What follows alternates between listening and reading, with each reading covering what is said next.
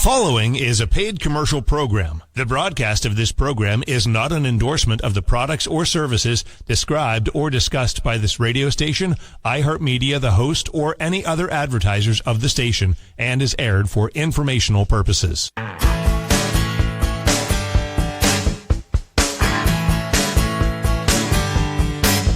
And good morning, everybody. Welcome to Judd Radio 1400. I'm your host, Alan Carpenter, and this is the Catania Chronicles. Sam, since this is your show, you know the number. Which one is this? This is Catania Chronicles number 17. 17. 17 already? Number 17! Holy moly. And we have... They're very special. Yeah. I don't even know how to... I have been called many things. Special is probably one of them. This is the first show with 3 brothers on it. Mm-hmm. Think about it. Yes, it is. 3 brothers. Yes, it is. So we have the stabilizer sitting in a corner off the screen. Yeah, but he's not so stable today. No. And Mark... I am wound up. Over here we have Mark Catania. Mark Catania is sitting here. He's our special guest Hello, today. everyone. He's special, too. Now, AC, tell Mark why he's considered the stabilizer. Well, yeah, the reason why we call him the stabilizer, and this probably was the first week we did the show, Sam's being Sam, and he's talking to our guest, if we've got a guest talking about some topic, and Sam's doing his thing, and occasionally Sam will get excited and run out of the studio and run back in. I'm going to put like a doggy door here so he can just go in and out. But he literally will do this, and he'll get all worked up about something, and then over here the stabilizer will say, well, that's actually true, but you couldn't use a roller to do that. And just bring Sam right out. It's so much fun. Bring it right down to, like, Earth. So, in other words, he's less fun. Yeah, but... Boring is what he's trying to say. But it's not boring. But it's just very monotone. But somehow, when he drops that in there, it's hilarious to me. It's the most perfect timing, too. Exactly. And it's like there's a tornado coming through town, and somebody's like, well, I'm glad I didn't wash the car. It's just, the perspective I like. And that's almost perfect. Catania Chronicles number 17, we wanted... I was promoting this as more of a comedy act for today because we're devoting this one to our dad who passed away in 2005. And Sunday is Father's Day, so this one's devoted to Dad. This is the connection. Yeah. And Mark, take it. You wanted to mention somebody. So somebody that worked for Dad, right? What we decided to talk about today were just maybe some funny stories over the years of our father. We all started out working for him as young men. And one story came to mind when Sam asked me to be on was there used to be this fellow that worked for my dad, and I don't want to use names, but we'll just call him Leroy. Okay, let's just call him Leroy. We'll call him Leroy. So anyway, I was a young man. I think Joe here was also on the job site at the time, but it was a big exterior job, and my dad had showed up like in the middle of the day to say, hey, look, when all the paint's gone, you guys can go home for the day. I know where this is going. This story I had, there it is. And yeah. So long and short of it, this fellow that we're calling Leroy, after my dad left, decided, he goes, okay, well, I know how to get rid of this paint. And he goes behind the garage of this house, and he digs a big hole. And he doesn't bury the paint can. He doesn't bury the paint cans. Which would make sense. Pours the paint into a hole. Out. And then he... A 5-gallon, right? And then was it 5 gallon? It was about 4 gallons of paint. Yeah. And he filled it up with dirt. Well, he kind of put dirt over top of the puddle. Right. And back in those days, and this was, I was still in high school, so this was in the 70s. It was oil-based paint that they used. My dad came on the job site the next day to see what got done, and it was at the same place it was when he left at noon the day before, and he wondered, what the hell? So he was walking around. He walked behind the garage and went about knee-deep in the hole. Fell into the hole. Fell in the hole. Now, Dad wasn't a 6'4". No, Dad was Dad 5'3". Right. Right. And let me So just... was damn near up to his waist. Yeah. Almost. Dad was I'll tell you what, 5'3". and it was the crappiest brown color you have ever seen. Yeah. I think they called it Fairfax Brown or something. Everybody that worked for Dad developed respect because everybody knew that Dad was a street fighter and he was very well trained from the streets and childhood and through 8 years of being in the military. And when this fella named Leroy, that we're calling Leroy, found out when Dad fell in a hole, let me just say, he got scared. Leroy ran like hell. He just took off. Yeah. Leroy, and I think that was one of the times that Leroy had actually quit. Right. And, I was going to say because he worked for Dad 15, 16 different times. One of those guys. Because he would go and then come back and go and then come back. And he was while we're on Leroy, there was this one time he was collecting money from all the guys on the job. At break time. He says, hey, I'll run to the store. I'll get you guys coffee, pop, whatever you need. So Leroy collects up money. He gets up about $12. Back in the 70s, early 80s, that was decent money. Sure. The next thing we know, my uncle from... Well, Leroy never come back? Leroy never come back from break? Next thing we know, my uncle, who's a train conductor, he comes back from Buffalo. He goes, I thought Leroy worked for you guys. Well, yeah, he does. Well, I just saw him in Buffalo. So Leroy took $12 and hauled ass to Buffalo. With his bounty. Did he take a train or And we didn't see him again for another 3 months. Did he take a train? He hopped a train. You hopped a train. Yeah, he hopped a train like a hobo. Leroy was unique. So that's our Leroy guy. This is like somebody off a Gunsmoke rerun. I'm telling you. Who does that? So see if you guys remember this one. Dad fired him for that, too, though. Yeah, this guy we're calling Leroy. Dad told him they were painting two-story house, I believe it was downtown. And Dad told him, go up, paint all the windows black. Right. Okay, no problem. That's fine. Well, the customer come out flipping out, losing his mind. Dad comes over and says, what's going on? He said, what is this? And Dad said, Leroy, what'd you do? He said, I did exactly what you told me to do. I painted all the windows black. He painted the glass black. He painted the glass black around the house. Well, if you want that Breaking Bad Walter White look. Do you remember that? I do. I was there. Dad said... That brings a new meaning to a privacy shade. Yes. Yeah, that does. Yeah. Because factual, I mean, he listened... Detail. I mean, how could you not know that means paint the trim black? He knew. Hey, we've had other characters. This is just his personality. We've had plenty of other characters on the job, too. One of our newer guys now sent somebody to a bathroom, says, paint everything in the bathroom. He painted the sink, the toilet, the bathtub. That was his last day.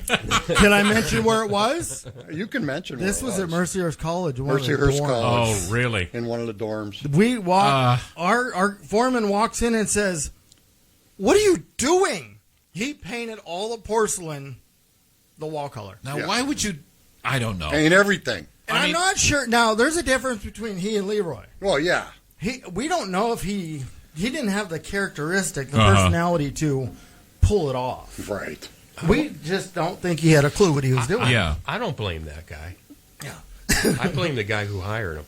Oh, yeah. Oh, yeah. It's always Sam's fault. It always falls on Sam. I'm just saying, There's no doubt in my mind. If I were working for you guys, I would make plenty of mistakes, but they probably wouldn't be that big. Yeah. You're that blatant. I mean, that's bad. Yeah, mistakes are bad. mistakes, but that's just stupid. And Leroy's famous go-to was, what was it? Blast and and white. Blast and white. Blast and white. Just blast it. You can wipe it off. Oh, yeah. And it looks like a perfectly straight line paint job.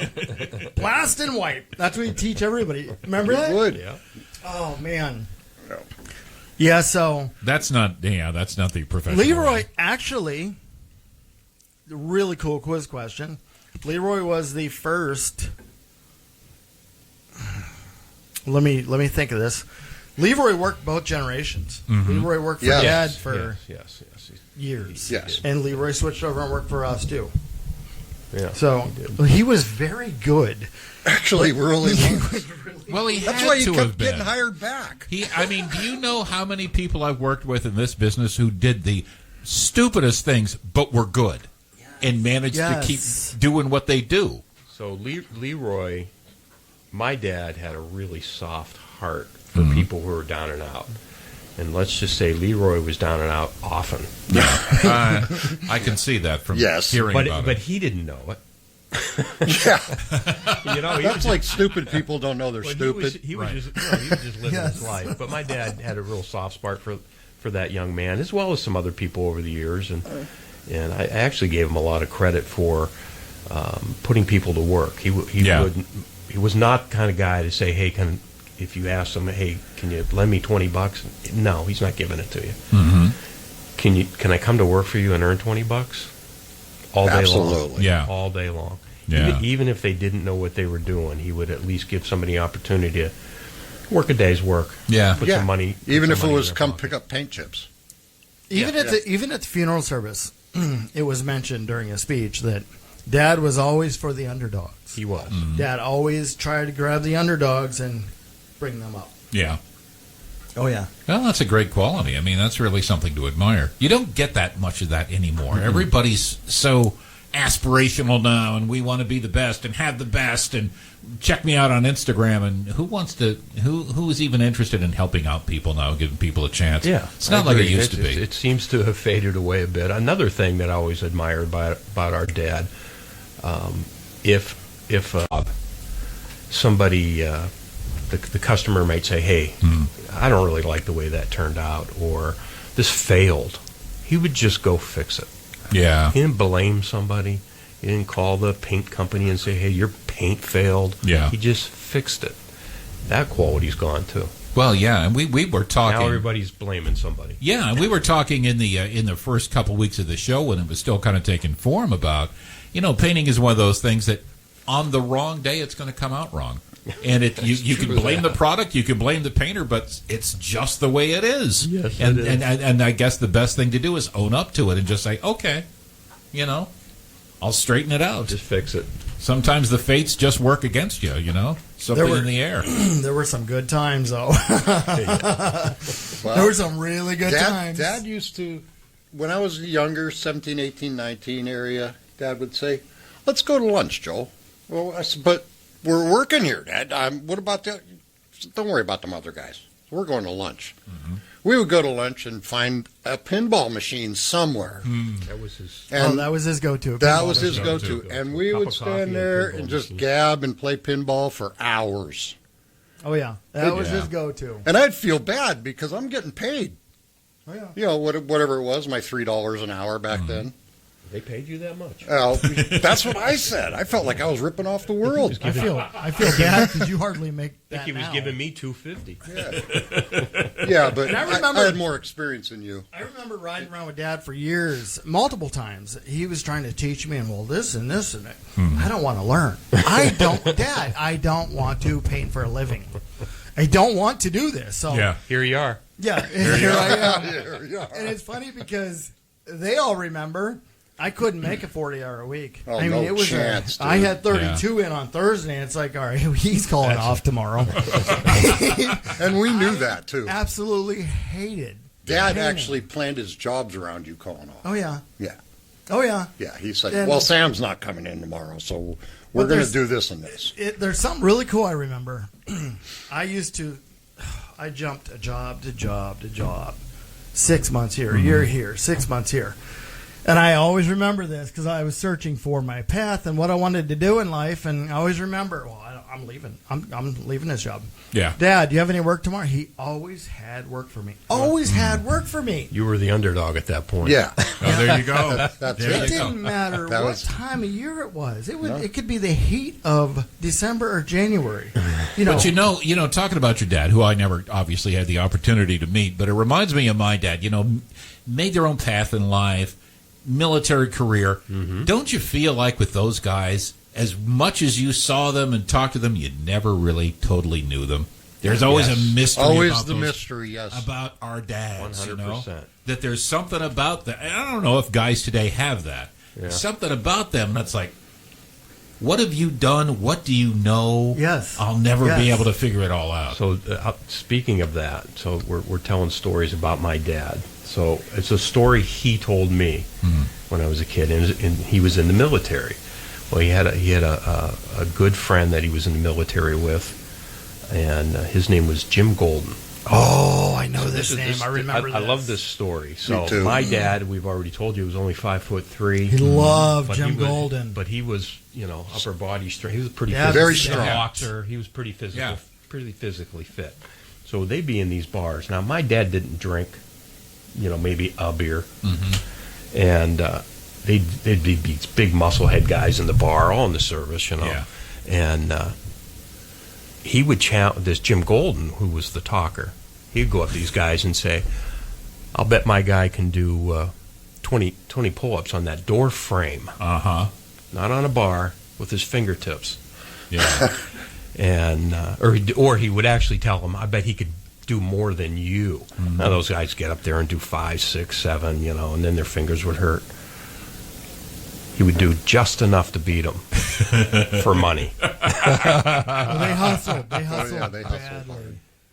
And Jimmy Golden, years later, when I saw him, he told me, he was retelling the story, I should say, and he said, he actually did 100 pull-ups on a door frame with his fingertips. Oh my God, really? Which you wonder about these guys and what they knew and what they stuff like that doesn't come out too often. And that whole quality of going, well, I could do 65 more of these, but I'll do just enough to beat you. Oh, and then I'm going to go always relax. one. It was always one more because they might want to hustle that guy again. Yeah, that kind of restraint and just a dignity. You got to love that. Do you remember the story of in the military? He did all the military testing, and there was one left to do, and I believe it may have been the sergeant that said, "You don't have to do that. You already passed. You're good." Well, years later, he found out if you would have just completed that one, you would have broken all the military records, fitness records. Oh, really? He didn't know that. Yeah. Are you kidding me? You didn't tell me that part. Right? Yeah. He was a bad dude. Yeah. Well, yeah. And thing is, you wouldn't know it because he's 5'3", and he was. He would always tell me, because I told you I got bullied and beat up in high school a lot, so he started training me. And he always told me, when there's a fight and you see somebody little, like 5'4" and skinny, and you see somebody who's 6'6", you take the big guy. I said, you crazy? Are you nuts? You remember these? Yeah. The big guy never learned how to fight because he was a big guy. He said he's too slow to hit you. And when he misses a couple times, he's not going to be able to have the endurance and stamina to keep up. He can't take your hits. The little guy, you're going to have a cardio workout with him. Yeah. It's true. Yeah. Oh, yeah. Oh, yeah. Yeah, that was back, what was that? Dad was born in 35. Yeah. Right. So we're talking in the 50s. In the 50s. 50s, he was military, late 50s. 19, 20 Married mine and Mark's mom in 58. Yes. And Dad was a pull-up, just a pull-up machine. Yeah. It's like, wow, where did you get that from? Pull-up and fitness machine. He was just fighting everything. There were just stories. How did he get into painting, though? I mean, how did that become a thing with him? He was working in a shop. He was like polishing. This is the story Dad told me. He was polishing forms to get those for metal, whatever shop it was. And a guy walked up to him and says, "Why are you doing this? You work too hard for this shop." He said, "Why don't you get yourself a van, put your name on it, drive around town and go paint houses, and you'll make a fortune." His name. And that's what he did. did. To put his name on the van was Bill Soda. Yeah. Bill Soda is the one that said, put your name on it, buy a van, Yeah. Put your name and phone number on it and just live your life. He was right. Everyday thing, and you'll start getting phone calls. Right, and he started getting phone calls, and it just grew and grew. And he was doing both those jobs for a long time. Right, both of them at the same time. Yes. Oh, yeah, absolutely. Okay. Yeah. Now, Dad opened in 1963. Did he paint in the military at all? No, I don't think so. No, he was the motor sergeant. Okay. It was the last job he had in the military. Right. Unless you're following the military rule, if it moves, salute it. If it doesn't move, paint it. Right. That's right. Well, that's right. Oh, man. And he kept them moving, I guess. That was his job. Right. He kept them moving. So, but that character, that Leroy character, this is the same character that, I remember this, at 70 years old, wanted a mohawk. He wanted a mohawk. At 70 years old. I don't know if you remember. Riding in he had a scooter, right? And one of our guys, Luke Helliker, gave him a mohawk. Gave him a mohawk. Said, Luke, you don't cut hair. He said, how hard is a mohawk? That's true. Hard to mess that up. Yeah. So then, once he got the mohawk at age 70, he colored it like rainbow color. I'm like, what are you doing? Oh, he's living his life. He's like beyond Thunderdome. In a scooter on oxygen with a colored mohawk. I have pictures still. I know. Then I go to meet him down here at Starbucks, 5th and State, Starbucks. I go to meet him, and I said, we're sitting at a table having coffee, and I said, Leroy, turn your head. So he does this. I said, no, Leroy, the other way. He didn't want to. I said, turn your head. He does this. I said, you didn't have an earring yesterday. Where did you get that? He said, about 8th and State. Yeah. I said, well, no. Who gave you an earring? He said, I have no idea who it is. What do you mean? He said, I stopped somebody who was walking past me and told him, here, put this in my ear. I can't center it. Did they not? No, they just pushed it. They just popped it through. I said, you don't know who that... That can't be healthy. That's not sanitary. No, that can't be healthy. I said, you don't know who that was? I have no idea. I've never seen him. yeah. I show up on the way to get coffee. He got an earring. He said, I just got it 20 minutes ago. Really? Yeah. He was in his 70s at that point. You know, there are just some people who they just look at the world and go, I'm going to do what I want to do right now today because who knows? Well, that explains Leroy real that good. That explains Leroy because remember he got cancer. When he didn't want to work on a certain job, he would go around the other side of the house of me because I was his foreman, and this guy would just every once in a while he'd bang the ladder around a little bit, and then smoke some more cigarettes, and then bang the ladder around a little bit. Yeah, he'd bang it around a little bit, smoke some more cigarettes. I'd come out around the house an hour later to see what's going on. I'm thinking he's working. I hear noise, and he has nothing done. Yeah, absolutely nothing. Is Leroy, you don't want to work today? He goes, nah, I'm really tired. You know what? You know what? Against the house. In honor of Leroy, I know what he's doing because I'll go in the studio and turn on the on-air light, and I'm not doing a thing. Just the same thing. Same thing as banging the ladder. Just sending the signal that I'm working, but I'm not. That's funny. Well, a lot of these people working from home now, all they got to do is move the mouse once in a while. No, that's true. Absolutely right. How times have changed. How much work's really getting done? Exactly. We're down to our last couple minutes, but this has been fun because this is kind of a little Father's Day thing. This is. I love this. I love hearing about your dad, but and of course we've already told the story a couple, several weeks ago. But the story about the heart attack in bowling is a story. Oh, yeah. I have repeated that to people. It's a true because story. It's so crazy. Yeah. Did you know that? I did. Yep. True story. I did. Just crazy. He just wouldn't talk to me. He wouldn't socialize with anybody. He just sat on his own. Just threw strikes. How is he bowling so good? He won all the pots. What are you doing? He wouldn't talk. Yeah. Didn't find out until later that night. Dad's in hospital. A heart attack. What? But he had to throw the strike so he could get done, so he could go to the hospital. Right. He didn't want to have to throw that ball twice. Yeah, he They definitely don't make was him not like a that quitter. anymore. No. Definitely was not a quitter. Yeah, they don't make them like that anymore, I'll tell you. For future shows, if you want to tune in to Catania Chronicles, it's easy. Download, everybody has a smartphone, download the iHeart app, and in the search bar, search Jet 1400. Yeah, easy to do. It's simple. I did it in probably less than a minute or something. It's fast. Yeah, and if Sam can do it, anybody can. Yes. There you go. Shout out to Danzer Collision. Danzer Collision, thanks for all your work. And Off-Road Tackle Box on 3407 Peach. All right. Here we have Mark Catania. Thanks, Sam. Over